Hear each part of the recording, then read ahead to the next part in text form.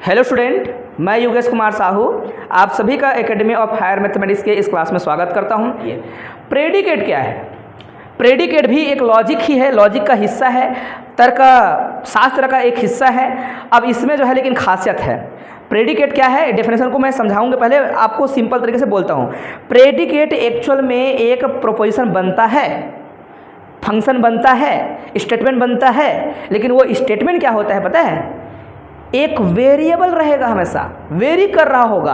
Predicate को हम लोग पी एक्स लिखते हैं, क्या लिखते हैं? पी एक्स बार बार बोलेंगे। अब ये क्या है P x sir?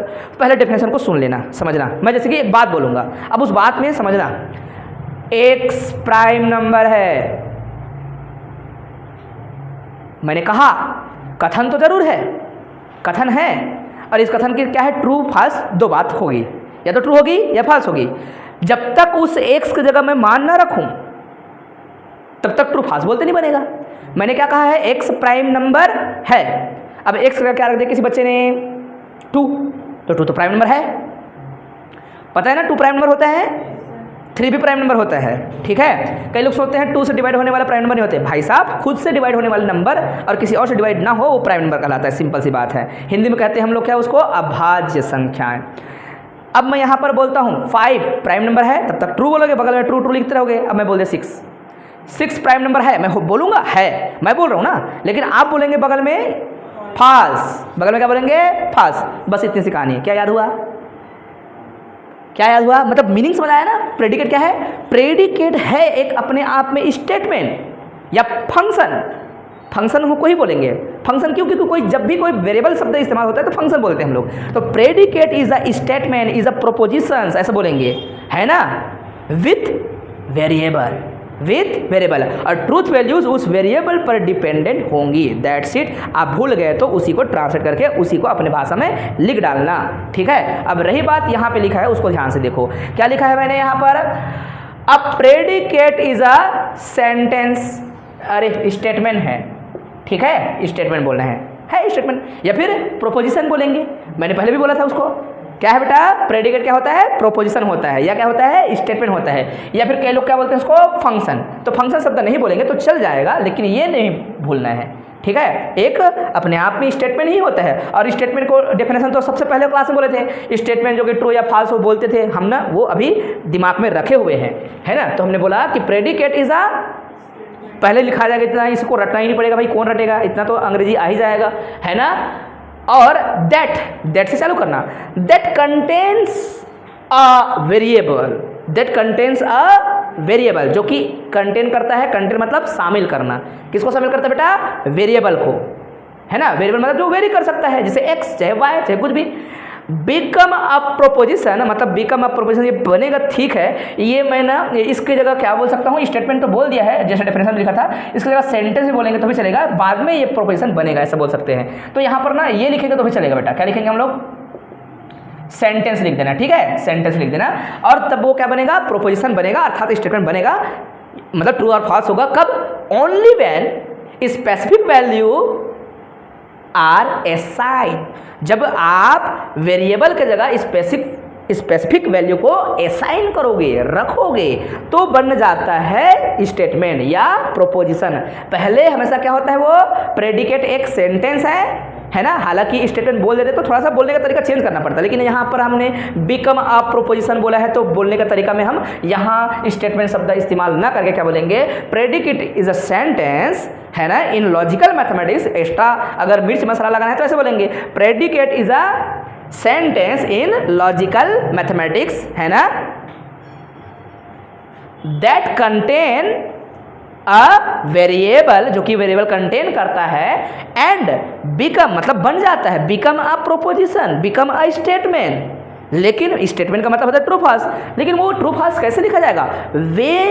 When specific value are assign to the variable, है ना। और यही एग्जाम्पल में हमने बताया है। यहाँ पर ये शब्द एक्स्ट्रा लिख सकते हो, जैसे कि ये जो है इट एक्सप्रेस प्रॉपरली, या फिर रिलेशन या रिलेटिवली अबाउट द वेरिएबल। ये एक रिलेशन ही है, तो है एक प्रकार का। तो ये नहीं लिखेंगे तो भी चलेगा, ओके, ऊपर का लिखना जरूरी है, ठीक है बेटा।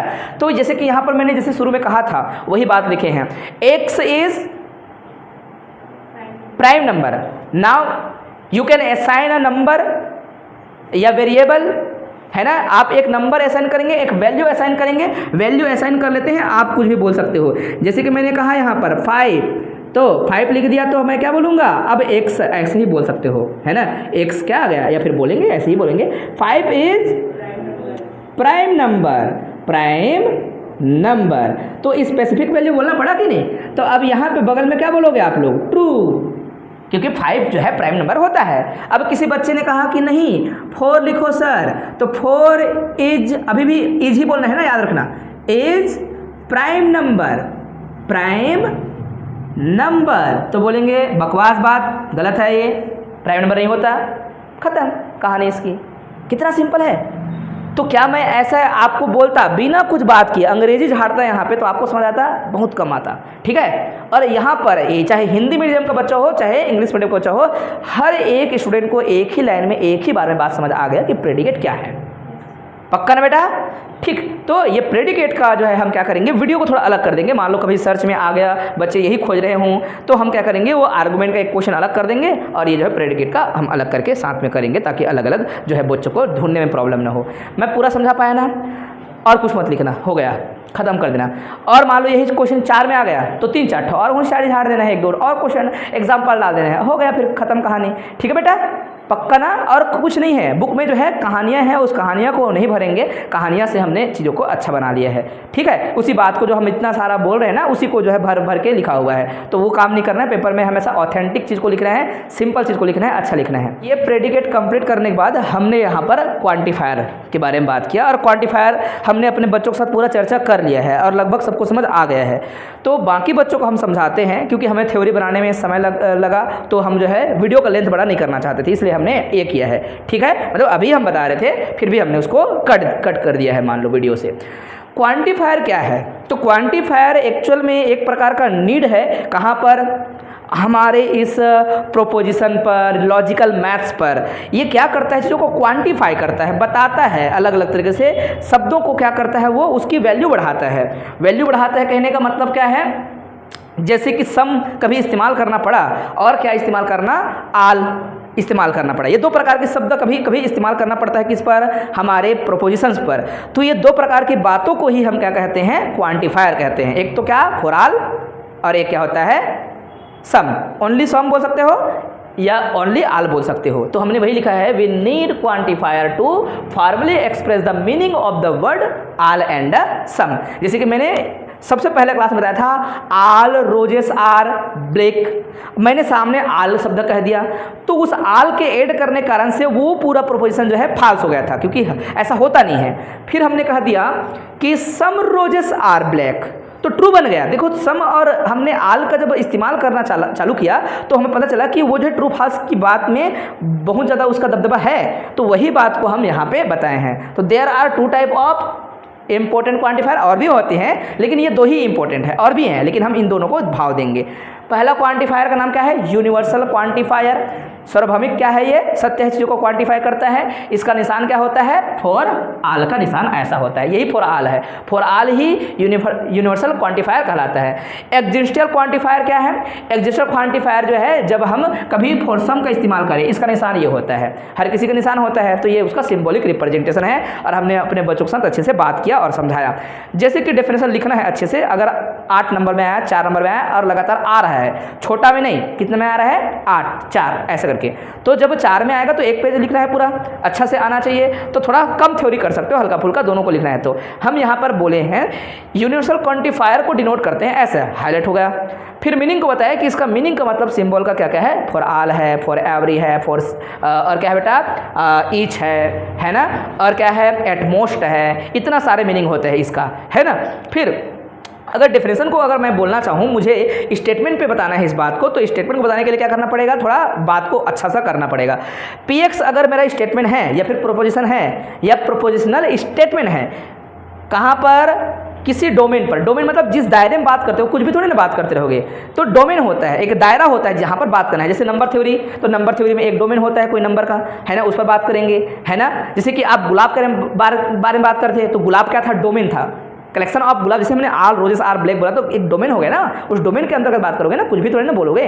तो ये बात हमें समझ आ रही है कि एक डोमेन मतलब कुछ सेट है, उस सेट पे हमें बात करना है। और हमने क्या कहा, हमारे जो प्रोपोजिशन है उसको इस प्रकार से लिखा जाए कि कहीं एक वेरिएबल होगा, वो वेरिएबल के कारण से फॉर ऑल फॉर सम बोलते बनेगा। अगर मैं ये बोल दूँ कि for all x, her element D का मैं ले रहा हूँ और पी एक्स सही हो रहा है, तो मैं बोलूँगा कि मेरा स्टेटमेंट जो है पी एक्स सही है।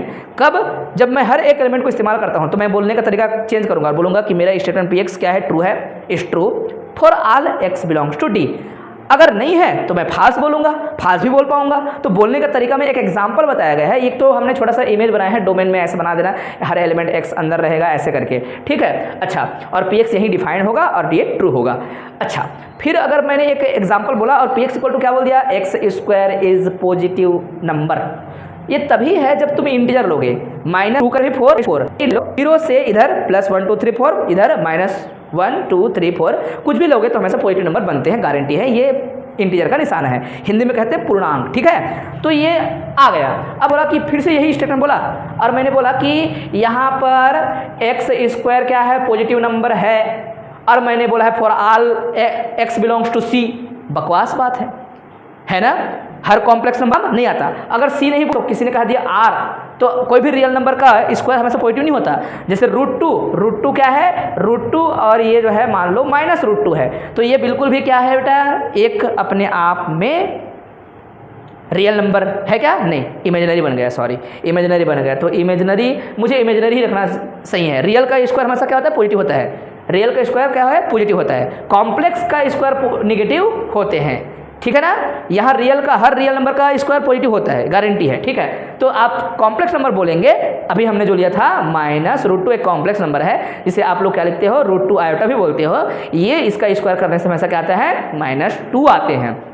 रफ में बच्चे कर लेंगे, देख लेंगे। तो ये फाल्स हो गया। तो देखो हमने फॉर ऑल शब्द का इस्तेमाल किया तो ये गलत हो गया। अगर देयर एग्जिस्ट बोल देता, मतलब एग्जिस्टर का इस्तेमाल करता, तो कुछ कुछ के लिए है, क्योंकि हर एक रियल नंबर भी अपने आप पे कॉम्प्लेक्स का फॉर्म में है बोलते हैं, उसका इमेजिनरी पार्ट गायब है बोलते हैं हम लोग। हमेशा क्या लिखते हैं हम लोग, कॉम्प्लेक्स नंबर को क्या लिखते हैं बेटा, a प्लस में आयोटा b, या फिर क्या लिखते हैं x प्लस में आयोटा y। तो ये पार्ट नहीं है, तो रियल नंबर कॉम्प्लेक्स के अंदर ही होते हैं, ऐसे बोलना है आपको, है ना। लेकिन फॉर ऑल बोल दिया इसलिए गड़बड़ हो गया, बोलेंगे फाल्स हो गया। एग्जिस्टर क्वांटिफायर क्या है, बोलेंगे देखो सर वही तो लिखना वैसी है, बस निशान चेंज कर दिया। ये देयर एग्जिस्ट का निशान है, इस देयर एग्जिस्ट का निशान का मतलब फॉर सम होता है, या फिर सम होता है, या देयर एग्जिस्ट होता है, या एटलीस्ट होता है, ऐसा आप बोलेंगे। तो यहाँ पर लिखने का तरीका हम बस चेंज किए हैं कि पी एक्स भी प्रोपोजिशनल फंक्शन है, डिफाइन है किसी डोमेन पर, है ना, डिफाइन ऑन डोमेन। और ये जो है for some X belongs to D के लिए अगर ट्रू होता है तो आप बात कर पाओगे और ये ट्रू होगा बोलेंगे, जैसे कि P X is true, there exist शब्द इस्तेमाल करना पड़ेगा। तो हमने डेफिनेशन में कोई संशोधन नहीं किया, बस लोगों को समझाने का बस प्रयास किया। एग्जाम्पल आप कुछ बता दो बेटा, कुछ एग्जाम्पल जरूर लिख सकते हो जिसमें आपको देयर एग्जिस्ट शब्द का इस्तेमाल करना पड़ेगा। हाँ, उसी को लिख दोगे, उसको लेकिन निशान को देयर एग्जिस्ट लिख के करेंगे, लेकिन ट्रू नहीं कर, वहाँ पर फास्ट लिखा उसको ट्रू लिख देंगे, हो जाएगा क्लियर। एकदम अच्छा बात है ना, पूरा समझ आ गया दिमाग में। अब कोई भी एग्जांपल बुक उठा सकते हैं, बुक में बहुत सारे एग्जांपल इसका दिया हुआ है। तो ये हमारा क्वांटिफायर कंप्लीट होता है और हम पूरा यूनिट को यहीं समाप्त करेंगे और यूनिट नंबर 2 हम नेक्स्ट क्लास से चालू करेंगे, जिसका नाम क्या है, सेमी ग्रुप मोनोइड। लेकिन सिलेबस में जो है सेमी ग्रुप मोनोइड को कहाँ डाल दिया है, यूनिट नंबर फर्स्ट में डाल रहा है, दिखा रहा है, जो कि गलत है बोलना। यूनिट नंबर 2 में सब चीज़ को पढ़ोगे, semi group, monoid, homomorphism, isomorphism, सब चीज़ वहाँ पढ़ना है। फंडामेंटल थ्योरम सब चीज़ यूनिट नंबर 2 में पढ़ेंगे, यहाँ पर पूरा लॉजिक पढ़े, ठीक है।